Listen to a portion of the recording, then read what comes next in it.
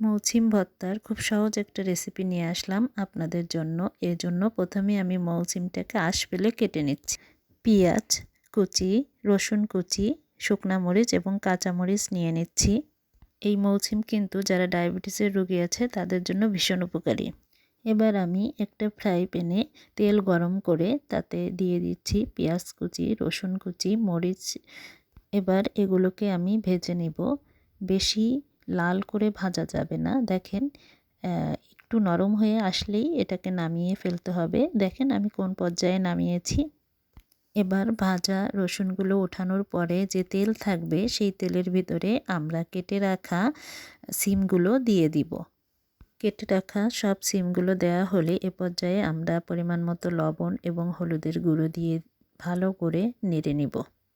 ভালো করে নেড়ে এর মাঝে আমরা পরিমাণ মতো পানি দিয়ে সিমটাকে সিদ্ধ হওয়ার জন্য ঢেকে দেব। মাঝে মাঝে ঢাকনা উঠিয়ে সিমটাকে নেড়ে দিতে হবে। যখন দেখবেন সিমটা সিদ্ধ হয়ে গিয়েছে তখন সিমটাকে একটু ভেজে একটু লাল লাল করে নিতে হবে।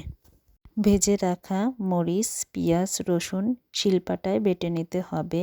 সিমও শিলপাটায় বেটে নিতে হবে। এই ভর্তা অবশ্যই শিলপাটায় বেটে নিতে হবে। দেখেন কতটা পারফেক্টভাবে আমাদের সিম ভর্তা তৈরি হয়ে গিয়েছে। আরেকটা কথা, এই ভর্তায় কিন্তু অবশ্যই সরিষার তেল ইউজ করতে হবে।